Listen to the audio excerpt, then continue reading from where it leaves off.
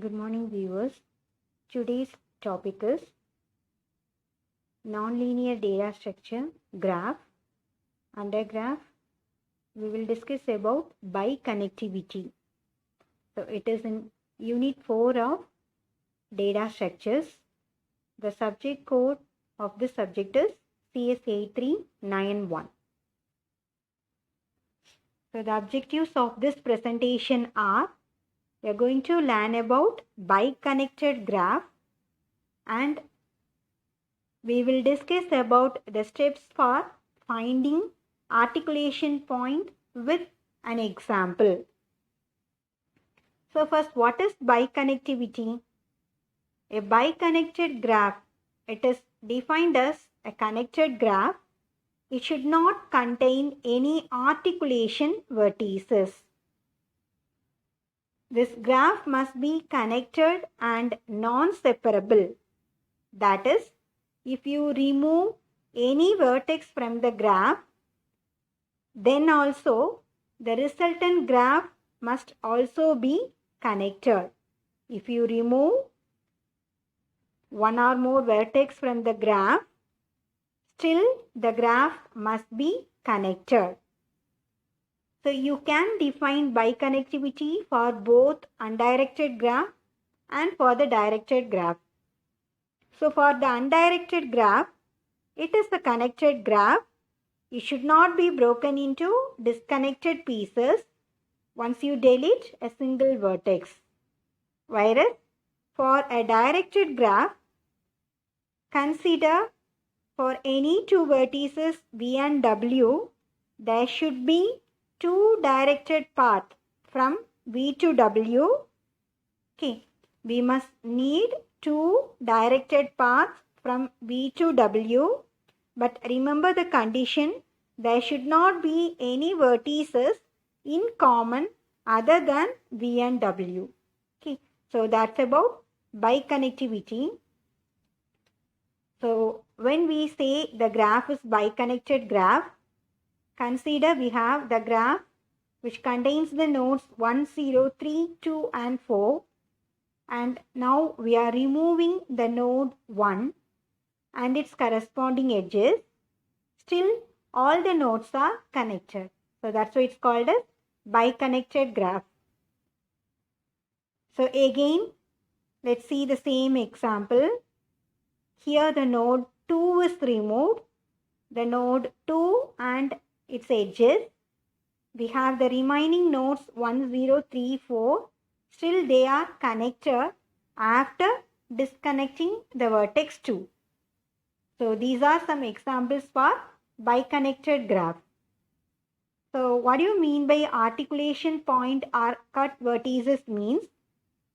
You can call some vertex V of G is an articulation point if you remove the vertex V along with its edges. Then the graph must contain two connected components. Okay, if this condition is satisfied, you can call that vertex V as an articulation point. We will see one example. Consider we have the graph contains the elements 1, 2, 3, 4, 5. So if you remove the vertex 3, then we have the two connected components 1 and 2 and 4 and 5, but not all the nodes are connected. So this is not a biconnected graph, and 3 is an example for articulation point. It is a cut vertex because the removal of 3 gives you two connected components. So what is cut vertex or separation vertex or articulation point? All the three terms refers the same thing. Its removal disconnects the graph. Consider we have several airports. Okay, so here the cut vertex is ORD. If you cancel this flight, what happened? Can you tell me what are the airports are not reached? So this is what happened. The disconnected airports are PVD and LGA. Okay, so I will explain you. So listen, ORD is removed and its corresponding edges are also removed. Okay, so what happened? So you can reach from DEN to MSN and STL, from STL to ATL, but we don't have any flights to the airport LGA and PVD. Okay, so now the cut vertex is ORD. So biconnectivity or biconnected graph, it should not contain any cut vertices or articulation point. So listen, so again the same example, but now we have the two new flights. Okay, so ATL to LGA and DFW to LAX. Now the graph is biconnected. If you disconnect ORD from the graph, if you remove the node ORD from the graph, still I can connect to the airports LGA and PVD. Okay, because now we have the flights from ATL to LGA. Okay, so now can you understand what is biconnectivity? So what are the steps to find an articulation point? So you have 3 steps. First, you have to find out the depth first search spanning tree. Once the DFS order is found, DFS spanning tree is found, you have to number the vertex in the order in which they are visited. So that number is named as discovery number, that is D of V. Then you have to compute the lowest numbered vertex for every vertex V in DFS. So that lowest numbered vertex is named as L of V, that is reachable from U by taking the back edge. Okay, so these 3 are the steps. They are used to find out the articulation points in the graph. So the procedure is repeated except for the root node. Okay, so that is, first we will check with the condition for finding articulation point. So if the lowest number of the vertex V is greater than or equal to discovery number of the vertex U, okay, U is the parent and V is the child. Okay, U is the parent and V is the child. So what is the condition? Lowest number of the vertex is greater than or equal to discovery number of the parent.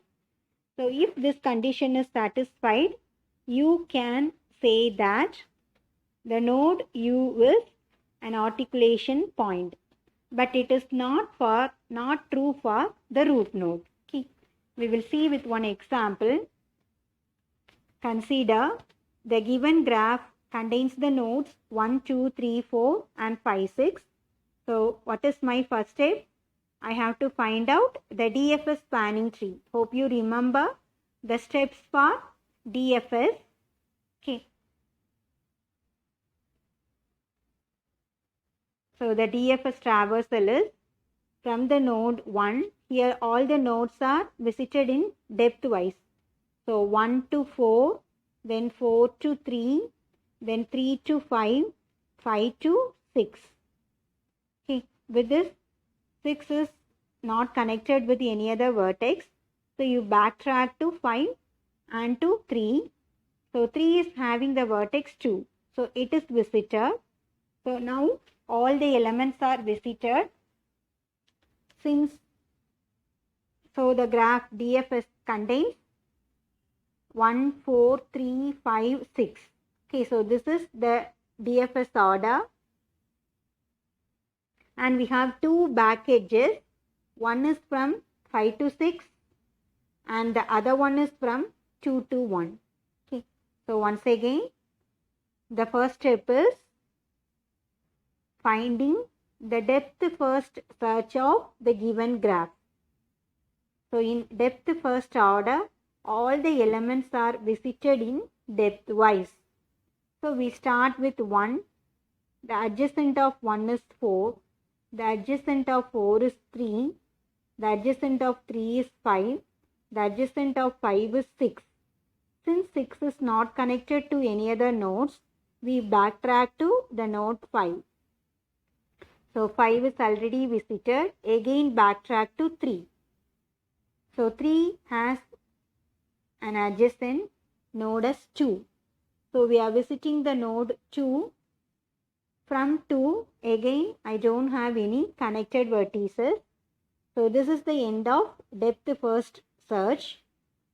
From the graph, we can say that we have 2 back edges from 6 to 3 and from 2 to 1. Okay, you have to mark this back edges also. So this is very important for finding out the lowest vertex. Okay, so that is the third one, the lowest numbered vertex. So first, after finding the discovery time, after finding the depth first search order, you have to find the discovery time or the DFS order number. Okay, the order in which the nodes are visited. We know initially we start with the node 1. So its discovery time is 1. Okay. Then from 1, I went to the node 4. So its discovery time is 2. Then 3, it is 3. And for 5, it is 4. 6, it is 5. And for 2, it is 6. So that's about the discovery number. Okay, we have listed the DFS order number or the discovery number or discovery time of each and every vertex. Then what is our next step? We have to find out the low numbered vertex. Okay, so to find out the low numbered vertex, so you can omit the root node. Okay, so you can start with the root node. So from 1, we are going into 4, 4 to 3, 3 to 2, and we have the back edge. Finally, we reach the node 1. So its low numbered vertex for 1 is 1. Consider for the node 4. So we start with 4. We move into 3, 3 to 2, and back edge to 1. So the low numbered vertex, okay, reachable from 4 is again 1. So it is 1. Okay.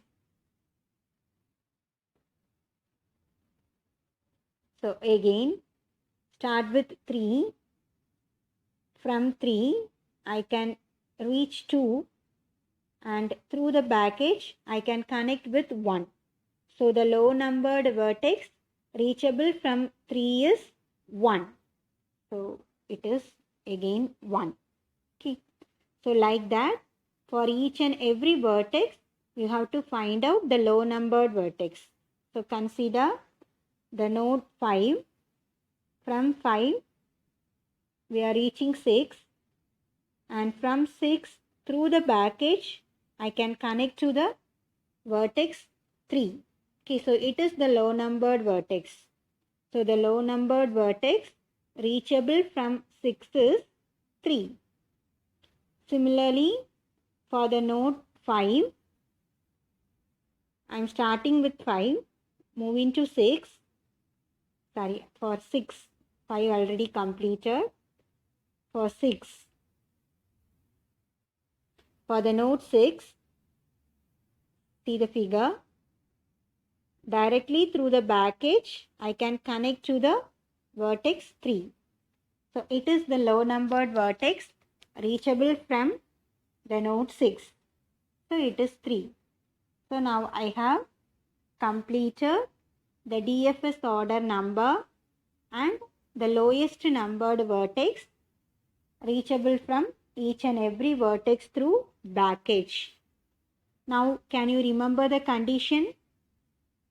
So, what is the condition? L of V should be greater than or equal to D of U. If it is satisfied, then U is an articulation point, but it should not true for the root condition. Okay. So, we will start with the node 4. So, you don't need to check for the root node. Okay. We start with the node 4. Okay, 3, 4. 3, 4. So, 4 is the parent and 3 is the child. So, L of 3 is greater than or equal to D of 4. So, what about D of 4? It is 2. And L of 3 is 1. So, 1 greater than or equal to 2. Condition not satisfied. So, 4 is not an articulation point. We move with the next edge. 5, 3. So, 5 is the child and 3 is the parent. L of 5 is greater than or equal to D of 3. Discovery number of 3. So, discovery number of 3 is 3. And the lowest number of 5 is 3. So, 3 greater than or equal to 3. Condition satisfied. If the condition is satisfied, who is an articulation point? Parent is an articulation point. Okay. So, 3 is an articulation point. We can conclude. Okay. So, 3 is an articulation point. Okay. So, with this, we have completed the topic, the steps for finding an articulation point. Okay. The time complexity of this algorithm is, so it is mainly depending upon the DFS search. So, its complexity is very much equal to the DFS complexity. It is order of V plus E. Where these are used means the biconnected graph, the articulation points. Okay, in real life application, it is very much used in networking. Okay, the presence of an articulation point in a connected graph, it is an indication of high risk. Okay, so if we have an articulation point, then it shows that if you remove that articulation point, then surely the connected network will be disconnected. So that is a single point of failure that would disconnect the whole network. Okay. So these articulation point, the concept of articulation point is very much important in networking. Okay. So these are some sample gate questions. So they will give you some graph and they ask you to find out the articulation point or the connected components. So with this, I have completed today's topic. For more videos, kindly subscribe to Rohini CSE Tech Talk. Thank you.